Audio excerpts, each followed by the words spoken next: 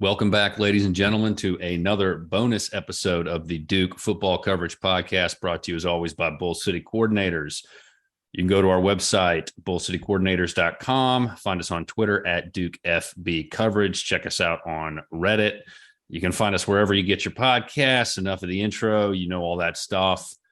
Let's get right to our guest. As we teased in the Eli Pankel interview, we did have another bonus episode lined up. It's one I'm very excited about because it's something that I've been hoping would happen pretty much ever since I started this podcast. And after relentless Googling, finally produced some contact information. I am very, very pleased and honored to introduce our next guest. He played football at Duke from 2011 to 2014.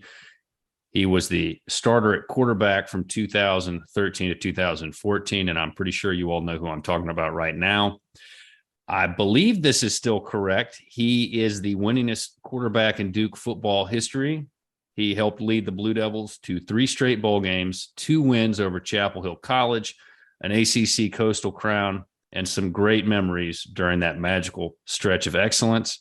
He wore number 7 and was one heck of a player for the Blue Devils. Anthony Boone, how are you, sir? I'm doing well. And yourself? I'm doing great, man. I'm just excited to have you on. This is something that people who've listened to the podcast since I started doing this have been wanting to have happen. So I know there are going to be a whole lot of very excited people out there, and this is awesome. I'm looking forward to it. Yeah, me too as well. Before we get into what you're doing now, if you've ever listened to the podcast, that's how I normally start with what the former players are doing now. I actually want to talk about the game that's going to happen on Friday night, Duke and Boston College. What are your thoughts heading into that game? So over the summer, I actually got a chance to meet Coach Elko.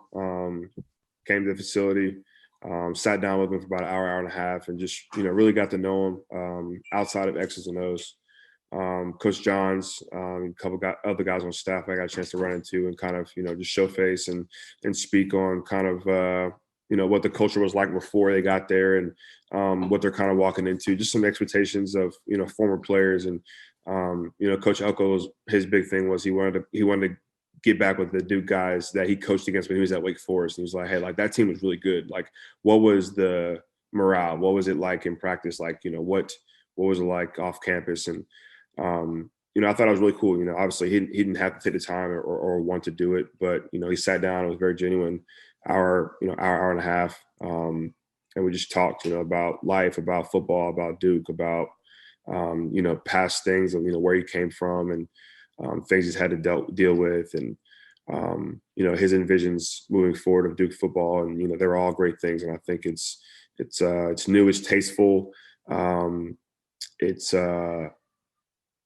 very contagious. You can tell just by how they play, and I love the social media presence, and that kind of stuff sells, and that kind of stuff helps in recruiting. It helps full circle. So it was just refreshing to have that meeting with him, and felt like I was still involved, and all that was really cool. Well, do you think that this could be a trap game for the Blue Devils? The records kind of say Duke ought to win this game, and that's something that always makes me nervous as a long-suffering Blue Devil fan. Yeah, I think it was kind of like that season we had really, we were really, really well. We went 10-2 in the regular season. I think the thought was, yes, we started picking up fire, and they say that we should win this game, but also it was more of a respect thing. It was more about gaining respect. So whether we were supposed to win or not, we were trying to beat you guys because respectfully in the ACC, we weren't supposed to. Like that was the morale, from locker room to locker room of other opponents. Like they were, oh, we got Duke this week. All right, cool. Like, no, you're about to come down here and be delivered a handful. So I think the mentality seems like it's, they're still the Duke that has something to prove. So I think they've lost some close ones, some swing games. They've played in a lot of big games. And I think, offensively, defensively, those guys are clicking. Those guys have something to prove, something to play for. And I feel like that's just, that's how we played. And that was very dangerous to compete against, especially in the ACC. Well, Carlos Ray said you guys ruined a lot of homecomings for a lot of teams during that Yeah, we did. stretch. Yeah, we sure did. Senior days, all of that. I used to tell them, have a nice senior day. Enjoy your senior day. They didn't like that very much, but yeah, that was a thing. We found out we were homecoming or or senior day. We kind of knew, when the head coach talks to the AD what they're planning for that game. So it was definitely a chip on our shoulder. Would you have to have that edge to be successful? Say again? Do you have to have that kind of an edge to be successful in the Atlantic Coast Conference? Yeah, I mean, I feel like you just have to have that edge as a competitor.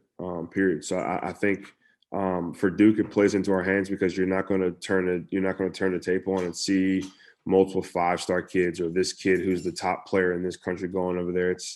It's a bunch of blue collar kids, man. It's a bunch of kids that academically get it, that have high expectations of how they handle themselves outside of football, but also want to play football at a high level, want to compete with some of the best at a high level, and especially being an in-state guy, it's one of those things where you live in North Carolina and it's Tar Heel State. I mean, you can go to any part of North Carolina and walk into Walmart and see North Carolina or a Wake Forest shirt or North Carolina and an NC State shirt, and you won't find a Duke shirt unless you get close to Durham. So it's one of those things where, especially as an in-state guy, man, it's a chip you're going to have, being a Duke football player, just as far as, having respect in the state and, respecting the ACC. Well, it's interesting that you mentioned that because I've interviewed a lot of your former teammates, and one thing that came up, and we could mention this with you, I think you were listed at 6 feet tall. You're not the prototypical quarterback, but you made a lot of plays. And that's one of the things that Joey Finnison said, that Carlos Ray said, that we may not have had a lot of highly sought after recruits, but we all knew how to make plays. And I'm just curious, because you're in coaching now, we can transition a little bit. How do you go about identifying that kind of a player? I mean, I feel like identification of the player is hard. It can be, you can miss on those and that factor, but I think the mentality of the players is what you're kind of hunting. That the resiliency, hey man, it ain't gonna be pretty, but we're gonna get it done. You know what I'm saying? It's gonna be hard. It's not gonna be glorious. You're not gonna have ESPN at your doorstep every weekend. People aren't gonna be talking about you, but they're gonna turn the TV on Saturday and see you guys are beating a top 10 team. You guys are beating a team you haven't beaten 25 years. You guys are beating, you guys have won a division. You guys are playing for, the ACC championship. I mean, it's like I said, it's a mentality. And I think to have that edge is just really what you're ingrained in. I mean, I would say realistically, if you talk to everybody that was there, in my era with Cut era, like we all had some sort of similarities in our stories of how we were raised and what we believed in, and it didn't have to really be ingrained. It was kind of collectively, like, especially like everybody that came in with me, to Kobe Cofield, Josh Sneed, all in-state guys. We were all like, man, look, like nobody respects Duke football. When we committed to Duke, people were like, why are you going to Duke? You got other offers. Why are you going there? It was like, all right, cool. Like, that's how this is going to be. Like, I'm gonna prove all y'all wrong. And that's honestly how it was. I mean, it's one of those things where, and I got friends to this day like, man, like I'm Carolina through and through, but when y'all boys play, when you and Jameson and Isaac, all y'all play, man, like y'all made us Duke fans, what I'm saying, for that little spurt of time. And, for us, that was just like, hey man, like, we respect your decision, respect Duke football and for what it was. And that meant a lot to us. I mean, it wasn't like, and it wasn't the respect like, y'all almost had it, but y'all lost. It was like, no, like we need these wins. We need to go down to Blacksburg and beat a top 10 Virginia Tech football team at night. Like that needs to happen. It wasn't pretty, but we got it done. We need to beat a Miami back home. That needs to be done, right? And we need to beat them physical. We need, what I'm saying, they're a Miami team. They're supposed to be physical. We need to beat them physical. We ran for, Shaq Powell had 250 yards rushing, I feel like. So it's, it's collective. I mean, we're all, in the same boat. I mean, we didn't have, I want to say at that time, like, I think our roster was full of, in this day and time would have been like I think the highest star we might have had might have been a 3-star. That was, all from everybody, from seniors on down, red shirts and all. I think we started bringing in like 4 and 5 stars with like Will Monday and and Ross Martin, like our kickers. Like those were both high school All-Americans. And they didn't really trickle in. And, it is now, you still some 4 and 5-star kids now. But yeah, it was just a team full of dudes that's like, man, look, I'm trying to get my respect. What you trying to do? Hey, same thing. What's up? And it worked for us, and obviously we practiced with a purpose, and we played pretty clean football games for the most part. We weren't a team that was going to beat ourselves. We were a team that was, we're going to take some big blows, and we're going to throw some little blows back here and there, but we're going to throw probably more than you're going to throw. And if you can take these little blows, then you might have a chance to beat us. But most teams, fourth quarter, we had a ton of fourth quarter wins, man. I remember seeing the pillar in Coach Durfee's weight room, and on the pillar was fourth quarter victories, and we had 3 in 1 year. Losing going into the fourth quarter and winning. So we were all about seeing it through and a long ball. And obviously my time there, I didn't get a chance to win any bowl games, which sucked. But getting to those points and taking it all in when we weren't supposed to be there was one that it's hard to explain, but it was really cool. Hearing the vision from Coach Cut and seeing it through. Well, you make a lot of good points, so I'm just going to jump around a little bit. You mentioned the Virginia Tech game, which I fondly refer to as the offense is optional game, the way you guys were slugging each other. But was it more fun for you guys to win on the road or at home? I mean, respectfully speaking, it was way more fun winning on the road. Elephant in the room, obviously Duke is not known for having a packed, loud crowd year in and year out. Thankfully the year we were winning a lot, we started getting, big crowds. The Miami crowd after we beat Virginia Tech was big. The UNC Thursday night game was big. I'm trying to think if there's any more big ones that I could think of. Wake Forest, the last game that they tore up the grass, Wake Forest was pretty packed the senior night. But it's nothing like going to Lane Stadium and there's 70,000 strong and you can't hear anything. And then right before the last whistle's blowing, like it's silent. You look around and it's absolutely silent. Like that was pretty cool. I was like, damn. It went from leaving the tunnel where you can't even hear the guy 5 feet next to you to, damn, you can hear a pin drop in here. That was pretty cool. And most places that we played at, there's a lot of teams in the ACC that travel well and they have great home environments. We played at Florida State. We didn't win down there, but that was a cool environment to play down. I never got to experience Clemson, but I've been to Boston College. That we actually won because the kicker missed. I want to say it might have been like an 18-yard field goal. Literally, like we were up by 1, I think, and they drove it down to like probably the 4 or the 5, and it was no time left. And I'm literally a freshman, like, man, this game's over with. We're not going to win. They drove it all the way down here. This is college football, and needless to say, he hit the right upright. You heard a loud dong, and it just dropped straight down. I was looking like, yo, we just won this game. That's when they had Luke Kuechly. They had Mark Herzlich. That was a good team they had, obviously anchored by, Luke Kuechly. Yeah, he was checks notes pretty good. Yeah, he was. He was pretty solid. Well, apologize for the cough in there, but you brought this up, the bowl games. And as I've done a lot of these interviews and I spent a lot of time going back through the Cutcliffe era and writing about Duke history, you were one of Duke's most accomplished quarterbacks. And I know a lot of you guys don't like to talk about the individuals, but your teams were some of the best teams in Duke football history. And I've always thought it was some sort of cruel twist of fate for you, not just to lose the bowl games, because it's a little different playing in a bowl than in a regular season. Your rhythm's off. It's not the kind of normal lead into it. But it was more the way those games ended. The injury Sean Renfree suffered in the Belk Bowl, the way, the interceptions against A&M when, A&M just kind of came back to life and calmed down and stopped trying to force everything down the field. And then the Sun Bowl was the Sun Bowl, the way that ended. It just seemed like some sort of football gods being just cruel to the Blue Devils. And I'm just curious, it had to be hard from a team perspective to deal with those losses. And I'm just curious how you all did that. Yeah, I mean, honestly, respectfully, I take, more ownership on those. Still to this day, I mean, I took it today. Like, yeah, man, I got greedy and threw a damn pick six against Texas A&M, and then I had to play from behind, with a 2-minute drill with no timeouts.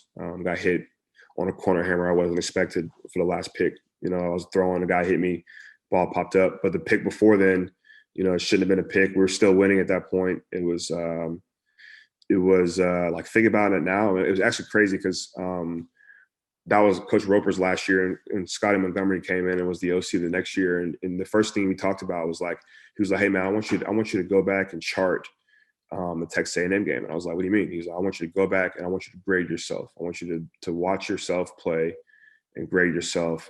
Be honest. Turn it into me the next couple of days later."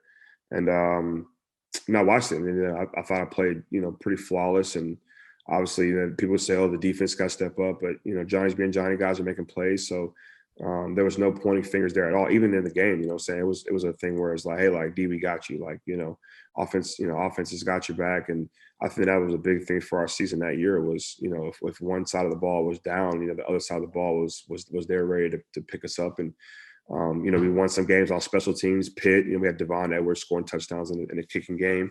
The Virginia Tech game was a defensive battle that defense prevailed. We had one score more than they did, and defense prevailed the rest of the way. So that's both of those games I take ownership on. I think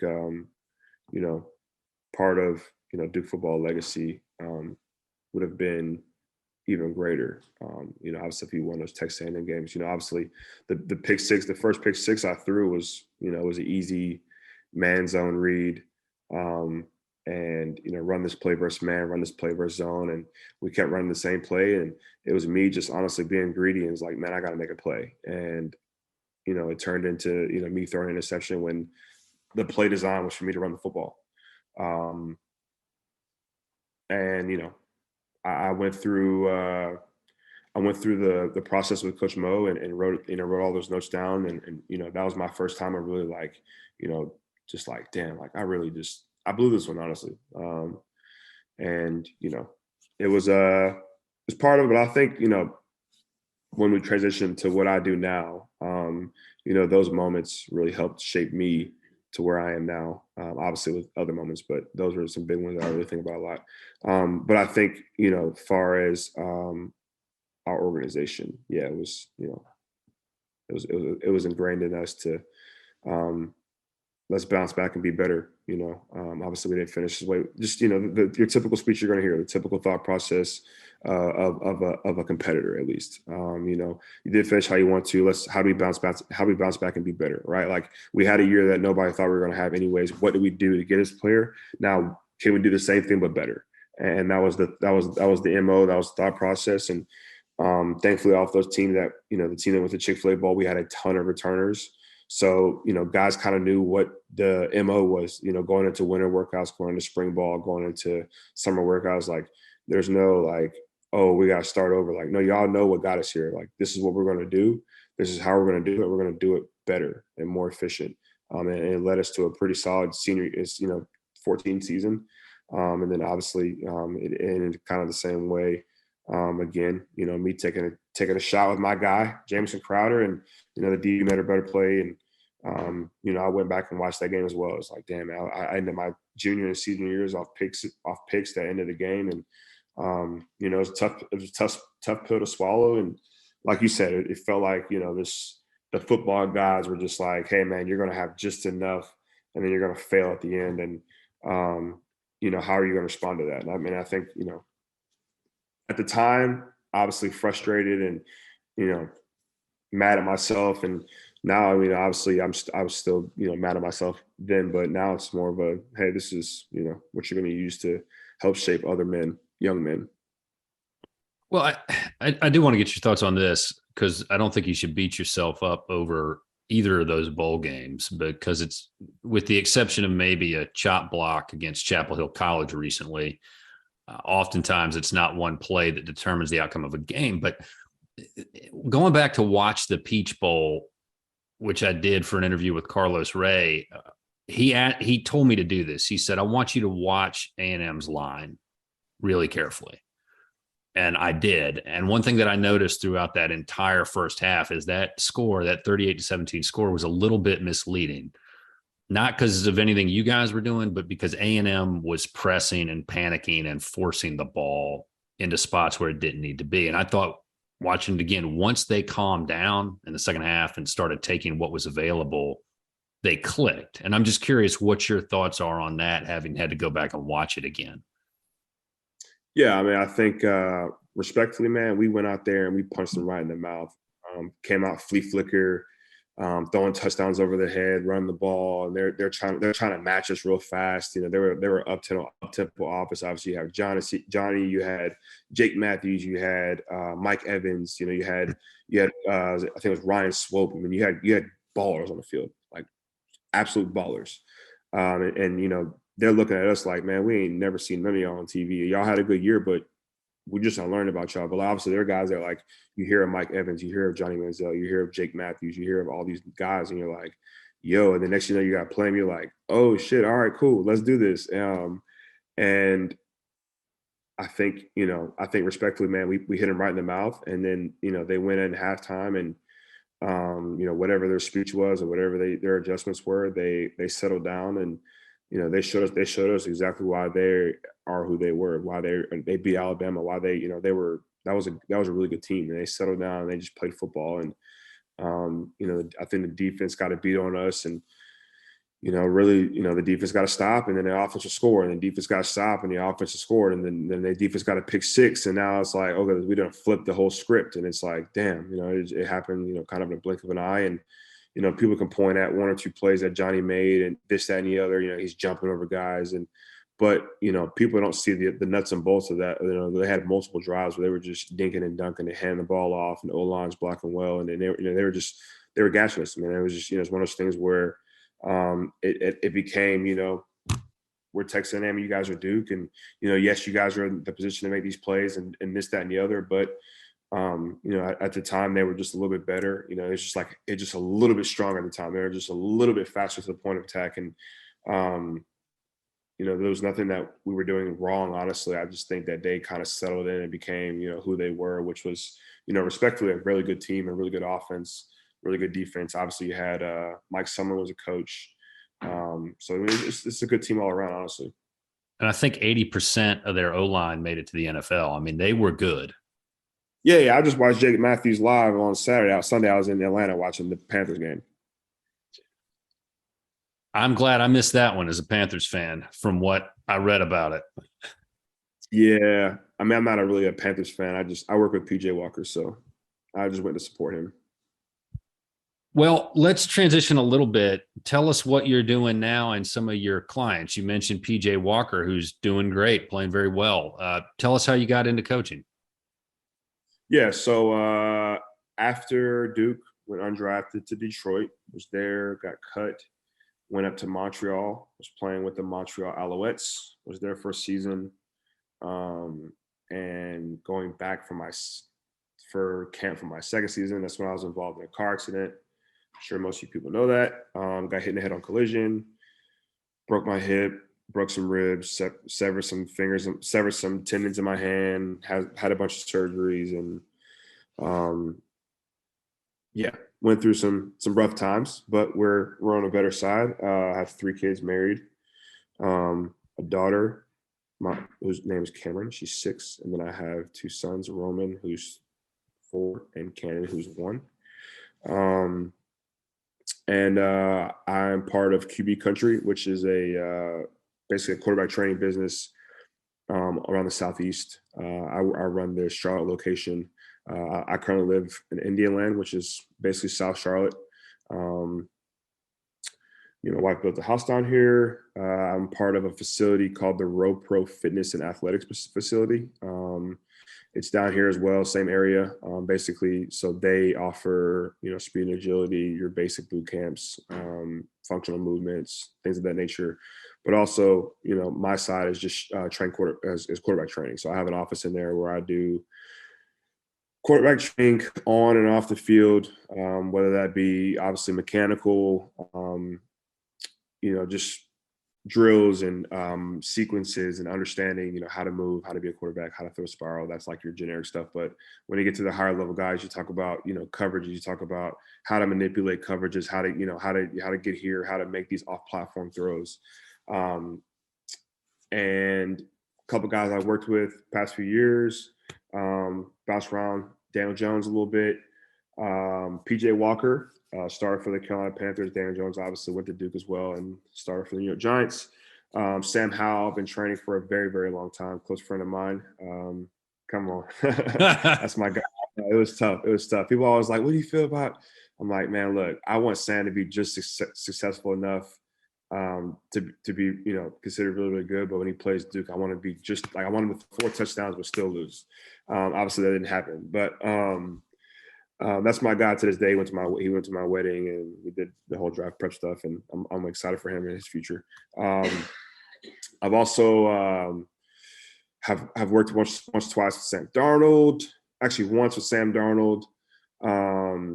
Some college guys, Grayson McCall, Coastal Carolina, Garrett Schrader at Syracuse. Both those guys have been working for a very long time. I've worked with MJ Morris, who's over at NC State. I have a few, lower level guys. Eli Brickhandler, who plays for North Carolina A&T, was actually just at Duke a few weeks back. Skylar Locklear, who's at Austin P. I mean, there's many other guys. I don't want to start naming more because I know guys, if they're watching, they're gonna be mad that I missed their name. But obviously blessed and have the opportunity to work with a lot of guys and get a chance to mentor and be a part of their village and be a part of their lives and help them on the field, help them off the field.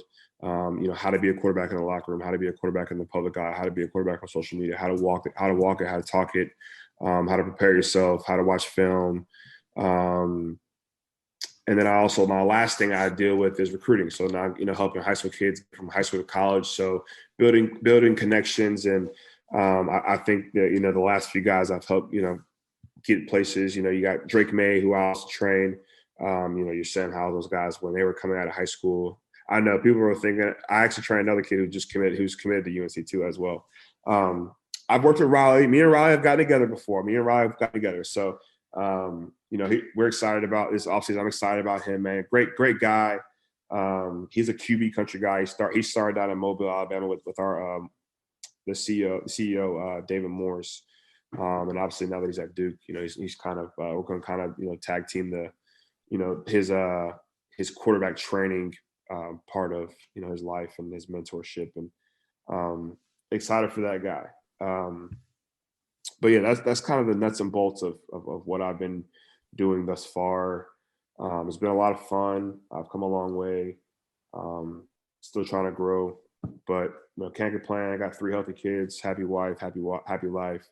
Roof over our heads, and trying to be a part of as many kids as possible. I can change their lives and mentor. And also, my last thing, I started a 7-on-7 organization, which 7-on-7 is football without pads, no linemen. Basically, it's a passing league. We're called the Carolina Stars.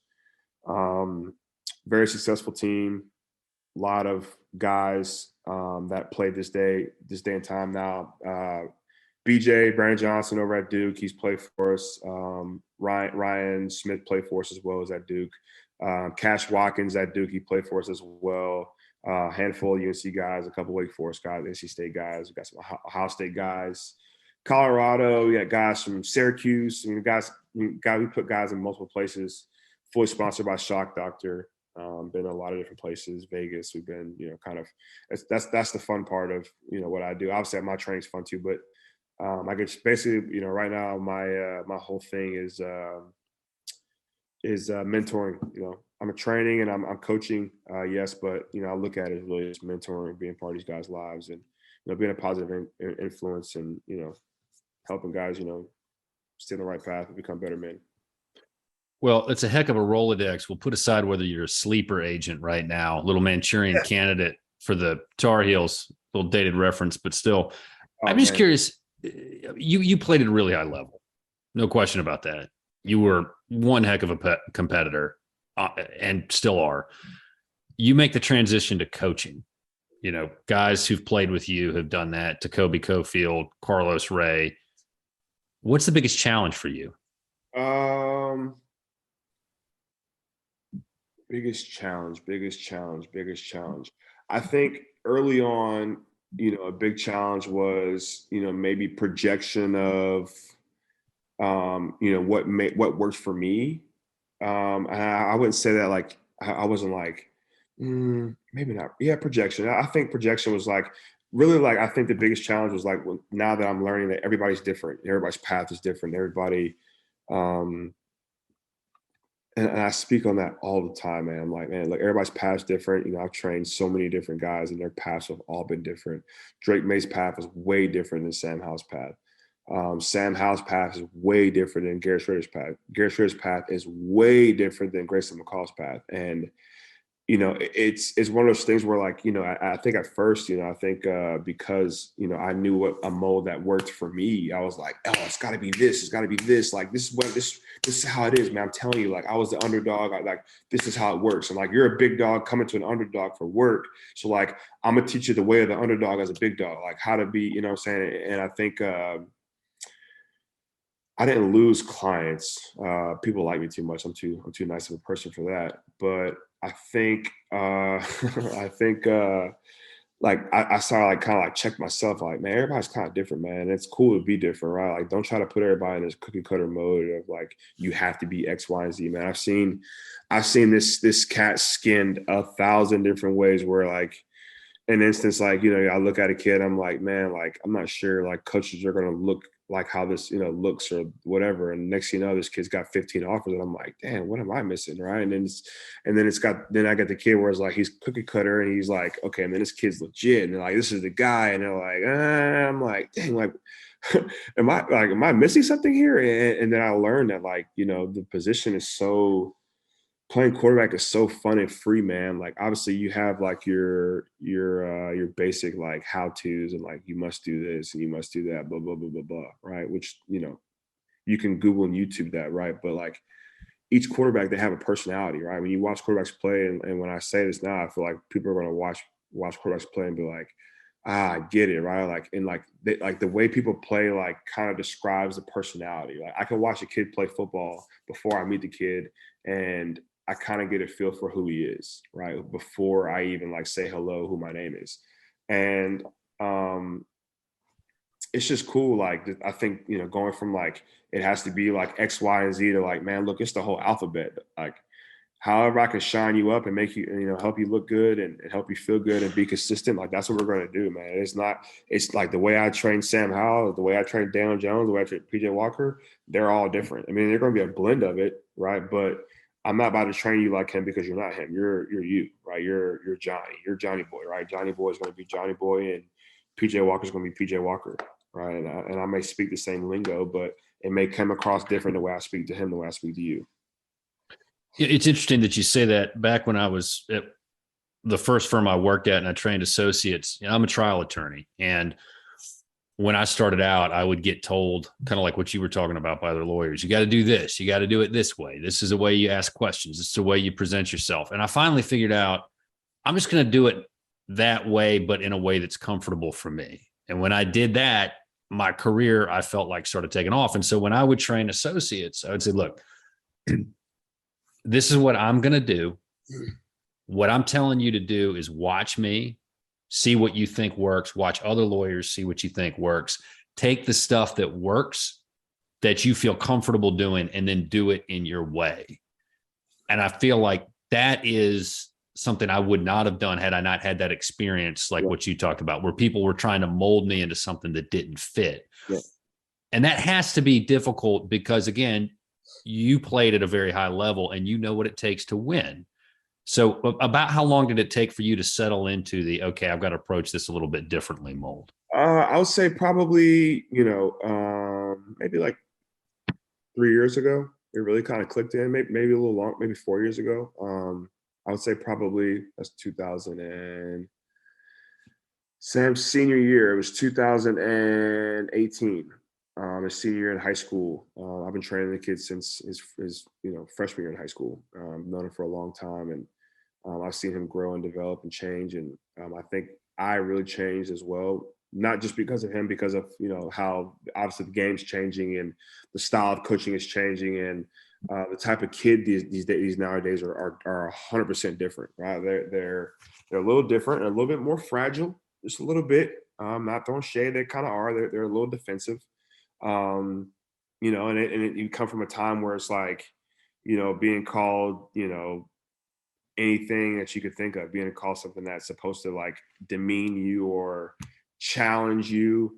You're going to be called that, and that's it was not taken as like a oh, he's trying to fight me or he's hating on me. It was like, hey man, he's trying to challenge me, dog. He's trying, he's trying to see what I'm really about. I got to show him what I'm about, and I got to tighten up. I got to step my game up, and I think that was that was a big deal. Just that can you respond? How do you respond? Right? How do you respond when your back's against the wall? Right? Do you tuck your tail and run, or do you put your back against the wall and you throw haymakers till you get out of that thing? And we were built on, hey man, you're gonna put your back against the wall, you're gonna throw haymakers till you get out of there. Well, one thing I don't think people recognize about your time in the CFL is it's not easy as an American player to get on the CFL roster, is it? I mean, it's hard to do.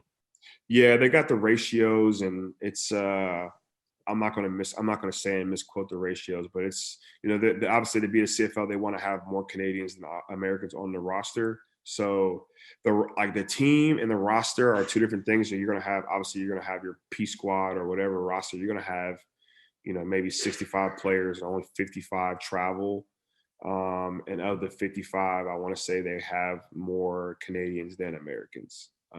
And it's weird because then it's like you can only have a certain amount of Canadians on the same side of the ball. So when you're on offense, you can only have like a certain amount of Americans. So like usually on offense, you try to have your skill players be your Americans, like all your receivers, your running backs. You try to make them be your Americans, and then usually your whole O line is Canadian. Usually the 5 linemen are Canadian, and then you got to have like two or three. You got to have a Canadian on each level on defense. So you have to have a Canadian D lineman, a Canadian linebacker, and a Canadian safety. So it's honestly, I went up there probably with the wrong mentality of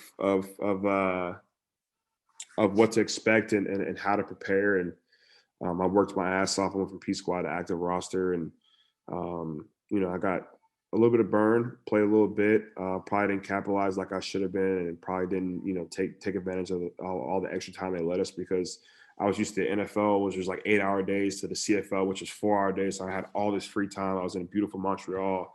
I'm constantly, just in the city, exploring, and I probably, lost track of what was important. And once again, I use that as another, kind of coaching point and mentality check. And I reflect a lot about what I did in the past, and that really shapes me. And I'll mention it every once in a while. I'll say, hey man, like me personally, I'm speaking from experience, but I wasn't as focused as I should have been in the CFL, and that's why I'm not where I should have been. And I don't want that to be you. And these distractions are going to come along. Like, don't let it be a distraction to you. And what's important. And always, I train one of the top quarterbacks in the country right now in the 2024 class, named Jaden Davis, down at Providence Day High School.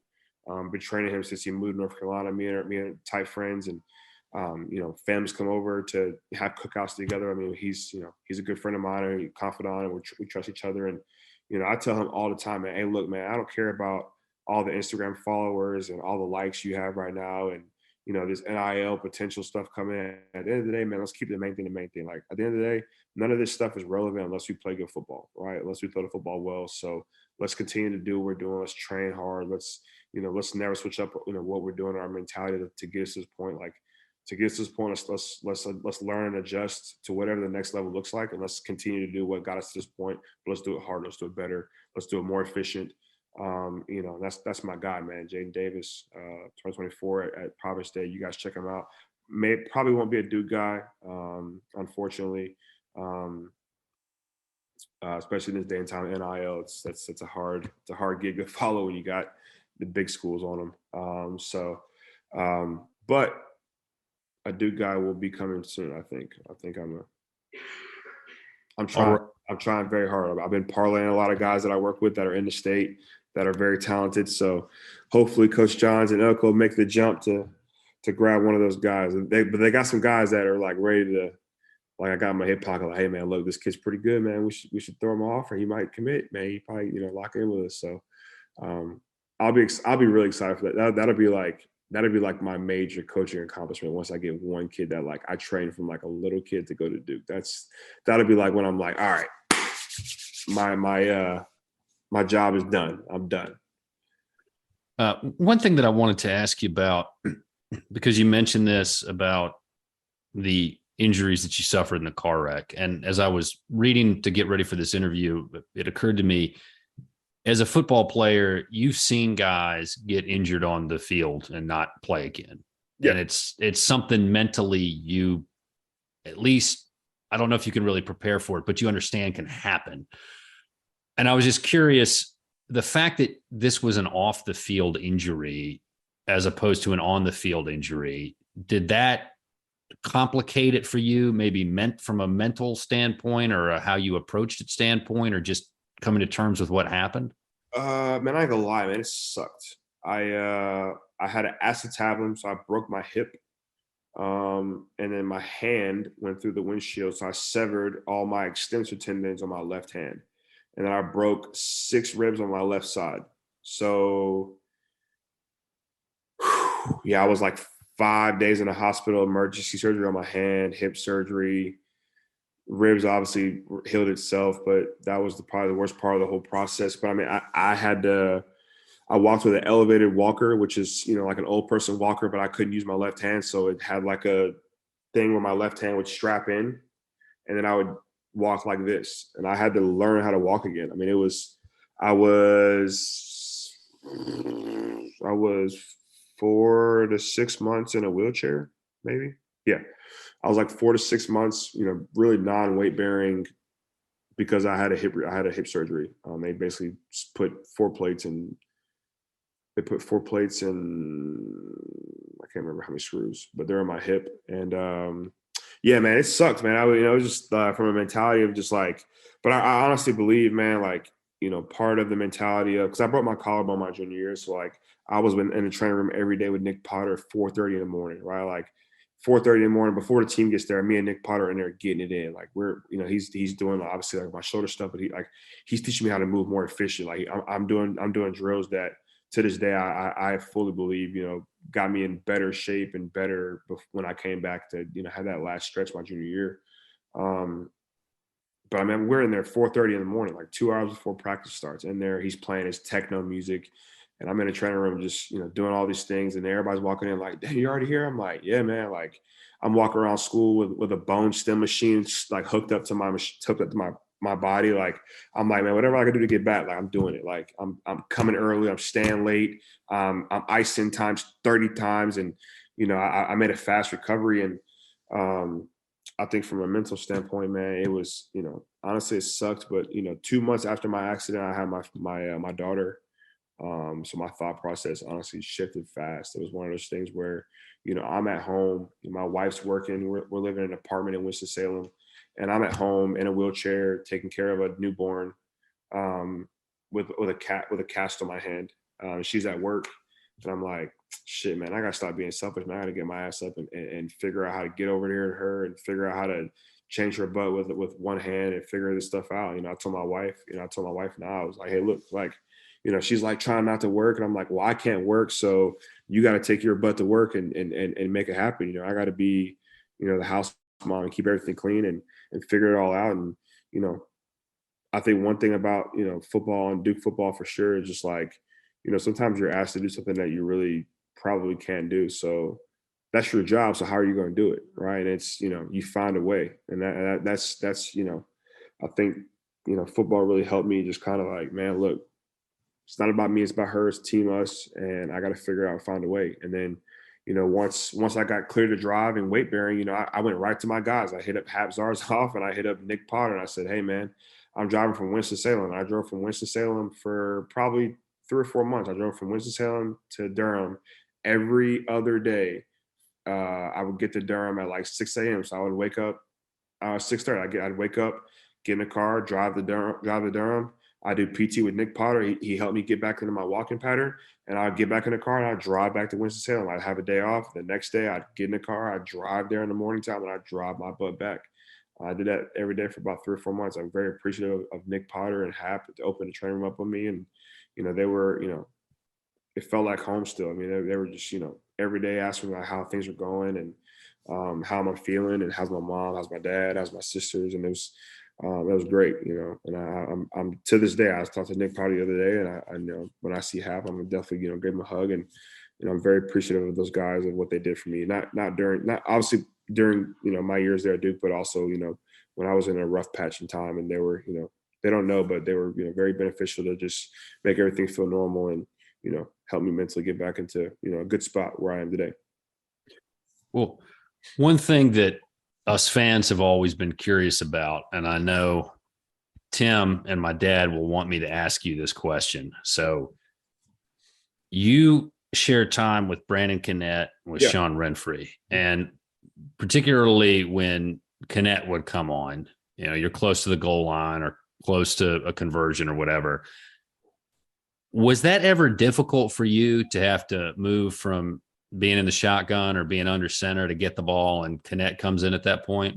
Hell no. That was like our thing, man. Like BC, like I talked to BC. Matter of fact, when I was out in California, we were trying to get together. We unfortunately did not, but I talked to BC all the time. When BC's mother tragically passed away, and he after he's done playing, he moved to Charlotte. His dad moved to Charlotte, where I was at. Man, we were getting together, lifting and shit. I had to tell him like, listen, we're not in college anymore. We're not lifting like this. This is not what we're doing anymore. We're not lifting like meatheads. But that's what he's all about. He's all about lifting meatheads. But like for me, I mean, it was, I'm saying like he was in my room anyway. So it's like quarterback room is, we're eating, we're throwing a lot of touchdowns, and we're running a lot of touchdowns. It was really the running back room. The running backs or anybody else would know, like, hey, listen, if you catch a touchdown pass or if you're catching a ball and you're about to score, if that ball is inside the 5, you might as well go ahead and get Brandon Cannett your touchdown. And I think mentally, like low key, it honestly made those guys play a little bit harder. They're like, man, look, like if I don't score, like Brandon Cannett about to get a touchdown. And it wasn't like a hate thing. It was just more of like and Brandon would know. Brandon would be like, hey man, appreciate it. Like, it was like a running joke, and it was all love in that locker room when it came to that. The phantom, as Coach Cut would call him. But BC, man, to this day, BC's my guy. Good dude. Great human being. He's a police officer now in California. And I would say, there wasn't a lot of stardom on that team. I mean, you obviously had Jameson, you had Jeremy Cash, you had Laken Tomlinson, that were like probably your stardom players that had, a lot of, hype and draft stock around them. There's other guys in the league now that are playing at a high level that did not have a lot of draft stock that have been doing a great job. You got Breon Borders. Who else was around when I played? You got Lucas Patrick. You got Matt Skura. I mean, these guys are, they're playing at a high level and they're still doing it, and it's, it's great to see. But I think back then, a lot of people didn't know who we were till they turned the TV on. So that it wasn't like we were a ton of household names where people out in LA were like, oh man, that Duke football team is real. You know what I'm saying? So for us, man, like however we got in the box, I think the most important thing collectively was the win-loss column. And that's we didn't give a damn who got in the box. As long as somebody got in the box that we were winning, that's all really mattered at that time. I'm trying to remember this play correctly, but because you mentioned how Brandon Cannett coming in those key situations would make you play harder. It was either him getting the touchdown or Reeves making the big play like he did against A&M. But I think it was against UVA. Cannett had a catch and not Cannett. Deaver had the catch and was going down the field. If I remember correctly, you were down there way far down the field throwing a block for him to make sure he got free. That's my roommate too. That's my brother. Like to this day, he was at my house. We were together for my birthday last weekend, actually. Like that's, which obviously Charlotte's a great area, and there's a lot of ex-Duke football players out here, which is awesome. But Yeah. I remember the play was it was 4th and 1, and we called that was the game where we came back down 28. We came back down 28, fourth quarter win. They second half shutout for the defense. Yeah, it was just like a little slip screen.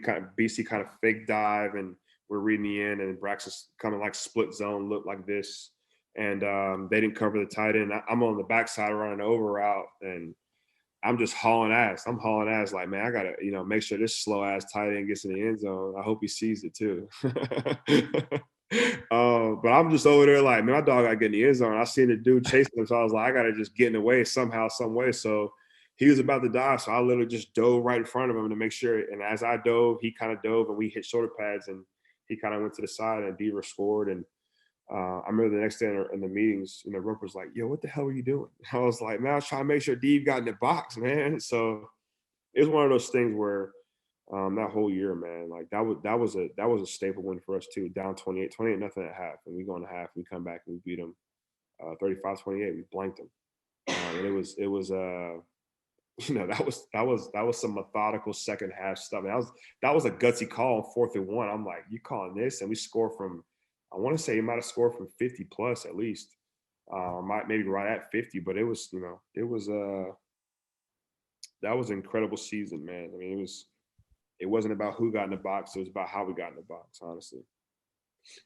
One thing I have to ask you about is when I went back and watched all the bowl games from that 4-year stretch, I didn't realize at the time how many different positions Cadet played in the Belk Bowl. The Phantom.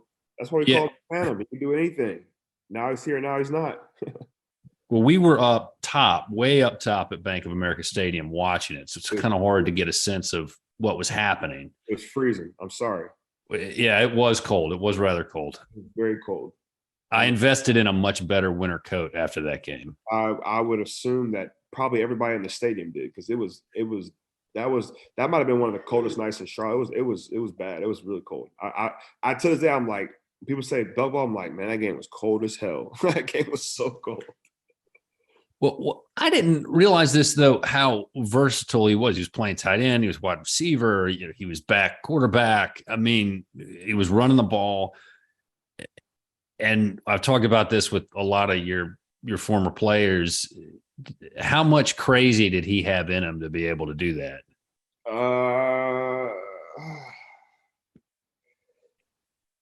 Man, he had a lot of crazy, but I think the thing that he had more than absolutely anything was he was extremely selfless. I mean, he was a kid that he's like, man, look, I want to play quarterback, but I also want to be on the field and give my team a chance to win.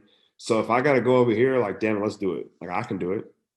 Like, I can do this, coach. And I think, it spoke a lot to who he was as a person, as a character. Obviously, this day and time, having two quarterbacks come in the same class, especially in Division I, people look at it like, oh, like, why would you do that? But we both committed to Duke, and we both went in there, and we both got on the field, and that's that was something that was special. And honestly, that year, I mean, he just added an extra wrinkle to prepare for, and it was kind of our version of like the Tim Tebow and Cam Newton and who was the quarterback? Chris Leak, yes. Chris Leak, Tim Tebow, Cam Newton. It was kind of our mold of like what they had going on with like Tim Tebow come in and do the jump pass, and he'd have a couple like little design runs and a couple. It just gives you an extra wrinkle as a defense that like you got to spend X amount of minutes aside of a normal practice just to work on these particular plays. And then as an offense, you have these particular plays that you can grow to so much more stuff because it's all built within your offense. So now it's like you're preparing for like 2 or 3 little things. Well, here's 18 different things. And now you're like, yo, what do I do? And we knew it was beneficial, and he knew it was beneficial, and he was on board, and we were all on board. And, we looked aside and we saw a diamond. We called it diamond pack. We saw a diamond. It wasn't people that was like, oh, damn. It was like, all right, let's go. Like, what are we doing over here? What we got? And that, that's what, helped us win. But like, on Sundays and Tuesdays, it's a running joke. Like, hey man, if your ass don't get in the box, you got a touchdown going to Brandon Cadet, and it was running, joking, and there was no hard feelings to it, no harm, no foul, and kind of is what it is. Well, you talked about what it took to take the team from where it was in 2011 when you got there and the seasons before that to 2012, 2013, 2014, about throwing haymakers, hitting people in the mouth. You didn't just have one good season, though. You had three. And I'm curious what you would say to the current team, who I know some of them listen to the podcast. So I want them to hear what you have to say about this. What does it take to not just have one good season like you did in 2012 and go to one bowl game, but to have three good seasons and go to three in a row?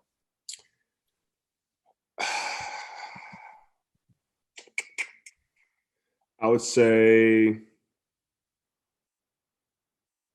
the most important thing in the car is the front windshield, not the rearview mirror. There's a reason why the front windshield is bigger than the rearview mirror. What you did in the past is good to reflect on, but nothing but lessons, right? Whether it's a win, lose, or draw, like there's lessons. There's lessons in a loss, obviously, but there's also lessons in a win. There's lessons in a tie. I would say, as obviously you guys are going to see, like, you're going to be faced with challenges, you know what I'm saying? And I think there's a famous quote that we always talk about, Ross Cockrell, who played in the league for a long time as well, was my locker mate, but he spoke during a halftime, and he spoke in the beginning of Texas A&M game. And he talked about,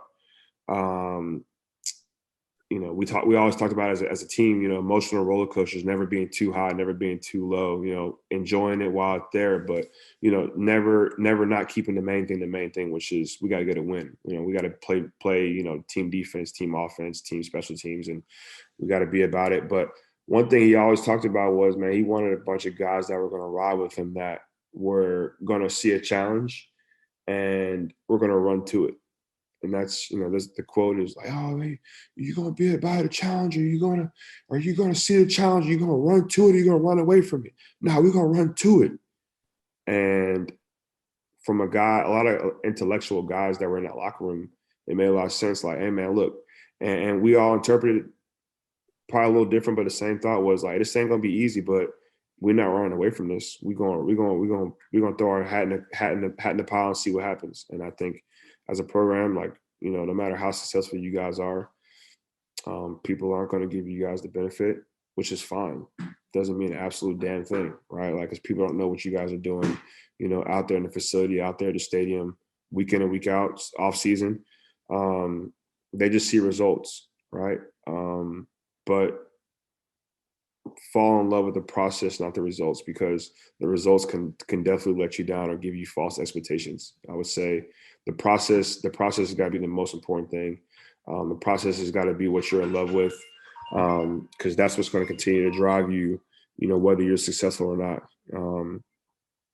And other than that, man, it's Duke football, right? Like, it's never been in the limelight. And when it's in the limelight, people are surprised, like, oh my God, Duke football. Like, yeah, we play football over here. What do you mean? Like, what I'm saying? That's what we do. We didn't go to school just for academics or just for this, right? Like, yes, academics are 100% a bonus. Yes, we all had probably pretty decent GPAs in high school, but we were also decent football players. We were also football players that other schools were scouting as well.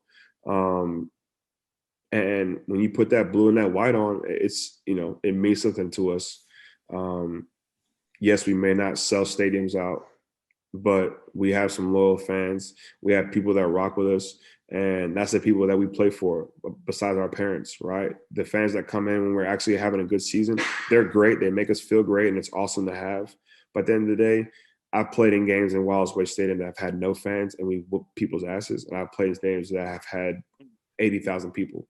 All right, so it doesn't really matter to me whether there's 10 people or there's 2,500 people, right? At the end of the day, I'm there for one purpose, and that's to get a dub and get my respect. And that's what I think a lot of us felt like. Well, it's interesting that you use that phrase, run to the challenge. For those of you who go to the site, follow me on Twitter, I'm a Roman history guy. That just reminds me of Julius Caesar saying fortune favors the bold. and that you guys, fortune favored you, and you were bold. So that fits your mindset very well. My wife, I'm sure, is probably rolling her eyes as I make yet another Roman history reference, but what can you do? My son's name is Roman. It's all good. We're good. It's fantastic. And it's funny what you said, though, the happy wife, happy life. My daughter, who's 8, says that to me. Oh, And then nice. there's a coda to that, though. You may not be aware of it. She's educated me on this. It's happy daughter, happy life. So Oh, I'm gonna make sure my daughter doesn't know that one. well, She already yeah, gets it. it adds some stress to you because not only you got the wife you got to take care of, but now you got to have the daughter at the same level. But she's wise beyond her years. Yeah. Well, what are 2 last things I want to ask you about? You've Mm-hmm. been very generous with your time, but I give an opportunity for everybody to say what they're most proud of looking back on their time at Duke, and then they get an open mic to talk about whatever they want to talk about. So tell us what you're most proud of looking back on it, and then the floor is yours. I mean, I'm just most proud. Honestly, I'm most proud to still be connected to a lot of those guys. And I could probably be a better communicator. It's kind of hard with 3 kids and a wife. You get kind of stuck in kind of like your own zone. But I think it's cool, man, being able to like reach out and connect with guys like Jamison Crowder, Isaac Blakeney, Jamal Bruce, Braxton Deaver, obviously, and just so many more other guys and Breon Borders, and just being able to connect with guys and see guys are doing and being successful and doing things that they that's making them happy. And um it's just I think I'm most proud of that, man. Just being able to say you're around, you play good football and you're around successful people and people that are still like-minded and driven and still supportive of each other. I mean, I think we'll post this on Instagram and somebody that played with us will repost it or like it or something, and it's just cool to still have that community and have that what we used to call Duke Gang, and what that meant and what that feels like. And I think that's just something that's just been that's what I'm probably most proud of. On top of obviously, we won the Coastal and competed against Texas A&M, and we did some pretty miraculous things, and that was all well and dandy and great, and in moments that obviously sure Duke lovers will remember, and it's cool to reflect on. I always get a chance to, when I come to Duke games, I sit in the box with KD Kennedy, and if you guys know who that is, he's one of our he helps out with a lot of stuff at Duke football, and he's a great connection, and he's just it's great talking to him and sitting in the box with him and reliving old memories, and I think it's great what Duke's done moving forward with our AD, and who's, I think she's freaking awesome.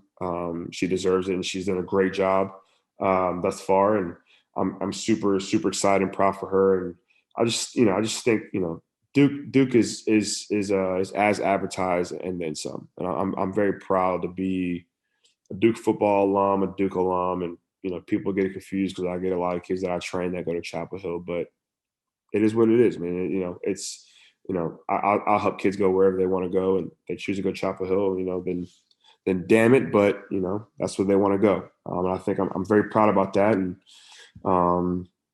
yeah. Well, is there anything else you'd like to talk about, Anthony? No, I mean, I appreciate your time, and I'm gonna go and be a dad and husband, and I look forward to. I think I'm gonna come to the Virginia Tech game. I'll be there. I think that's where I'm slotted to go to. I think I'm gonna go to the Virginia Tech. I haven't gone to a game yet this year. It's been swamped. Like I said, 3 kids and a wife, and just training a lot of kids and trying to go see everybody that I work with in college. And it's been awesome. It's a great problem to have, but it's been a lot. So yeah, I think the Virginia Tech game, I'll be attending. So I'm excited to be back in Wallace Wade and see those guys live in action. And I'm very proud of those guys over at Duke football. I know a lot of them don't really know me, which is fine. I know some, which is cool, and I've had the opportunity to be around a couple, and I think that's all well and dandy. I think what they're doing right now is something that we did years ago. So I think, they're on path to be a part of something that's, bigger than them and magical and great. And I'm excited for that new staff with Coach Elko. I think he did a great job of establishing a culture and a brand and an idea. And I think, he got the right group of guys that, all collectively are on the same page. So I think, proud of those guys. I'm excited for those guys. They need to make a bowl game so I can go to a bowl. I've never done that before. So turn myself into a fan and go hang out at a bowl. That'd be kind of cool. But yeah, that's really all I have to say, man. Just proud of Duke football, proud of where they're going, proud of where they've been.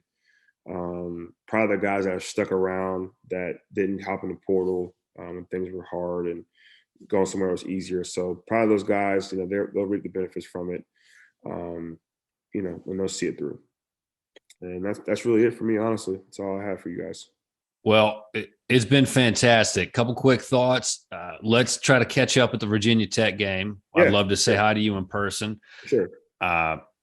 Another thing, let's do this again. This was a great talk. Let's have you on again sometime. I think it'd be a blast, and you can keep talking about QB country and all the players. You need to send some bad ones to Carolina. Okay, we'll see what I can do. Yeah, we'll navigate that one. We'll work with you. And there are a couple of people that I've gotten a lot of requests to come on the podcast. You mentioned them, Canet and Deaver. If you're talking to them, give them my number. I'd love to hear from them. I've had so many people mention those guys. They're like, we would love to hear what they have to say. So I just want to say, Anthony, this was a great talk. This was a lot of fun. Thank you for taking some time out of your Thursday night. This was an absolute blast. Dad, I know you're listening. Hang in there. Listen to your doctors.